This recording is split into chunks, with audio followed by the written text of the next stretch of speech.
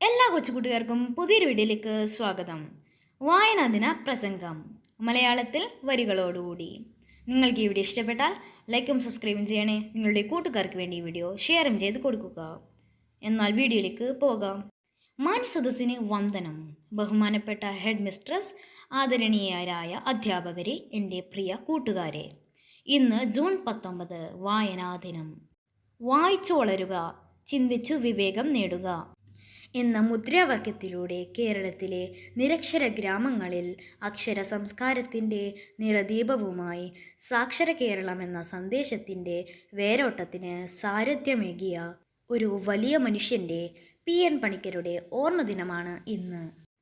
കേരള ഗ്രന്ഥശാല പ്രസ്ഥാനത്തിൻ്റെ സ്ഥാപകനും സമ്പൂർണ്ണ സാക്ഷരതയുടെ ശില്പിയും സൗഹൃദ ഗ്രാമത്തിൻ്റെ ഉപജ്ഞാതാവുമായ PN പണിക്കരുടെ ചരമദിനമായ ജൂൺ 19 വായനാ ദിനമായി ആചരിക്കുന്നു. വായനയെക്കുറിച്ച് ഓർക്കുമ്പോൾ തന്നെ, വായനയുടെ പ്രസക്തി എന്താണെന്ന് ചിന്തിക്കുമ്പോൾ തന്നെ നമ്മുടെ മനസ്സിലേക്ക് ഓടിയെത്തുന്ന ഒരു കുഞ്ഞു കവിതയുണ്ട്.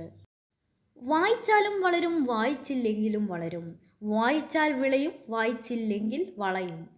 കുഞ്ഞുണ്ണി മാഷിൻ്റെ ഈ കൊച്ചു കവിത വായനയുടെ മൂല്യം മനസ്സിലാക്കുവാൻ നമ്മെ സഹായിക്കുന്നു. ഓരോ പുസ്തകവും അറിവിൻ്റെ അത്ഭുത ലോകമാണ്. ആ ലോകത്തേക്ക് എത്തിച്ചേരുവാനുള്ള വഴിയാണ് വായന. വായന നമ്മുടെ ചിന്തകളെയും അഭിരുചികളെയും സ്വപ്നങ്ങളെയും സ്വാധീനിക്കുന്നു. നമ്മുടെ അറിവുകളെയും ചിന്തകളെയും ധാർമ്മിക മൂല്യങ്ങളെയും വളർത്തുവാൻ വായനയ്ക്ക് കഴിയും. ഇന്ന് പുസ്തകങ്ങളിൽ നിന്ന് ലഭിക്കുന്ന അറിവിനേക്കാൾ കൂടുതൽ ഇൻ്റർനെറ്റ് തുടങ്ങിയ നവമാധ്യമങ്ങളിലൂടെ നമുക്ക് ലഭിക്കുന്നുണ്ടെങ്കിലും പുസ്തക വായനയിലൂടെ ലഭിക്കുന്ന ആ അനുഭൂതി ഈ നവമാധ്യമങ്ങളിലൂടെ നമുക്ക് ലഭിക്കുകയില്ല. അതിനാൽ പുസ്തകങ്ങളെ നെഞ്ചോട് ചേർത്ത് വെക്കാനും അധ്യാപകരുടെയും രക്ഷിതാക്കളുടെയും സഹായത്തോടെ നല്ല പുസ്തകങ്ങൾ തിരഞ്ഞെടുത്ത് വായന ഒരു ശീലമാക്കാനും ഇന്ന് തന്നെ പ്രതിജ്ഞ ചെയ്യാം. അതിന് ഏറ്റവും നല്ല ദിനം ഇന്നു തന്നെയാണ്.